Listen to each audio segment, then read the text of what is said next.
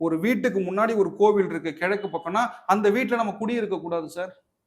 அந்த கோவிலுடைய ராஜகோபுர நிழல் வந்து கிழக்கு பக்கம் மூடிரும் சார். கிழக்கு அடைப்பட்ட என்ன சொன்னேன், குடிகாரர்கள் உள்ளே வருவார்கள், ஆண் மகன் அங்க நிம்மதியான லைஃபை லீட் பண்ண மாட்டான், பெண்கள் ஃப்ரஸ்ட்ரேஷன் ஆவாங்க. அப்போ வடக்கு பக்கம் கோபுரம் இருக்கு சார் எங்க வீட்டுக்கு, அந்த வீட்டை மாத்திருங்க. இல்ல சார் எனக்கு எங்க வீட்டுக்கு வந்து தெற்கு பக்கம் தான் சார் கோபுரம் இருக்கு, வெல் அண்ட் குட், சூப்பர். எங்க வீட்டுக்கு மேற்கு பக்கம் தான் சார் எனக்கு கோபுரம் இருக்கு, சூப்பர் சார்.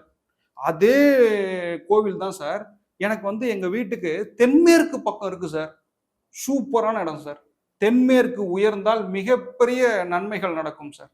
யார் வீடெல்லாம் வந்து தென்மேற்கு உயர்ந்து இருக்கிறதோ, தென்மேற்கில் இயற்கையாகவே வந்து ராஜகோபுரமோ, இயற்கையாகவே வந்து நமக்கு வந்து ஒரு மலைகளோ, இயற்கையாகவே வந்து மிகப்பெரிய இபி டவரோ இல்லை செல்போன் டவரோ வருதுன்னா மிகப்பெரிய விஷயம். அந்த வீட்டில் இருக்கவங்க ரியல் எஸ்டேட்ல கொடி கட்டி பறப்பாங்க சார்.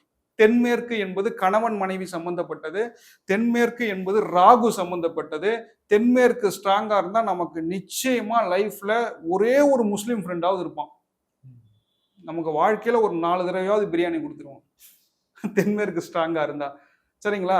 இப்போ இவ்வளவு விஷயங்கள் நம்ம பேசலாம் சார், கனெக்ட் பண்ணி நம்ம பேசலாம். அப்போ மரங்களுக்கும் கோவில் கோபுரங்களுக்கும் இவ்வளவு தொடர்புண்டு. வீடு என்பது சாதாரண விஷயம் இல்லை.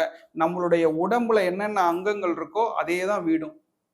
எந்தெந்த இடத்துல தவறு பண்ணா அந்தந்த இடம் அஃபெக்ட் ஆகும். இவ்வளவுதான் சார் கான்செப்ட்.